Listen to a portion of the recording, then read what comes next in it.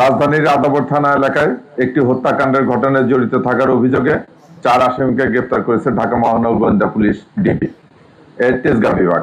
গ্রেপ্তারকৃত হল রিপন, নীরব, মজনু মিয়া ও মিজানুর রহমান।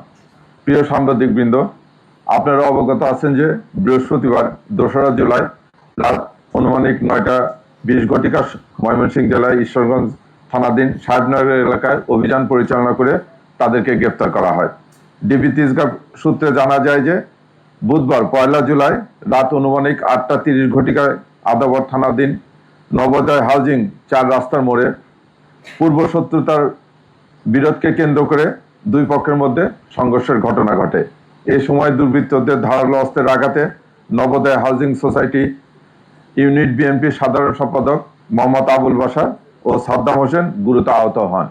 আহতদের প্রথমে শহীদ সোহরাওয়ার্দী মেডিকেল কলেজ হাসপাতালে নেওয়া হয়, পরে উন্নত চিকিৎসার জন্য ঢাকা মেডিকেল কলেজ হাসপাতালে স্থানান্তর করা হলে চিকিৎসাধীন অবস্থায় রাত আনুমানিক 11:30 ঘটিকার দিকে আবুল বাশার মারা যান। আহত সাদ্দাম হোসেন বর্তমানে চিকিৎসাধীন রয়েছেন। প্রিয় সাংবাদিকবৃন্দ, ডিবি তেজগাঁ বিভাগ সূত্রে আরো জানা যায় যে ঘটনার পর সিসিটিভি ফুটেজ বিশ্লেষণ, গোয়েন্দা তথ্য ও প্রযুক্তির সহায়তায় ডিবি তেজগাঁ বিভাগ আসামিদের অবস্থান শনাক্ত করে। পরবর্তীতে বৃহস্পতিবার 2রা জুলাই রাত আনুমানিক 9:20 ঘটিকার সময় ময়মনসিংহ জেলার ঈশ্বরগঞ্জ থানাধীন সাহেবনগর এলাকায় অভিযান পরিচালনা করে তাদেরকে গ্রেপ্তার করা হয়। প্রাথমিক জিজ্ঞাসাবাদে জানা যায় যে সোমবার 29 জুন রাতে বিশ্বকাপ উপলক্ষে ব্রাজিল জাপান ম্যাচ দেখা এবং বাঁশি বাজানোকে কেন্দ্র করে স্থানীয়দের মধ্যে বিরোধের সৃষ্টি হয়।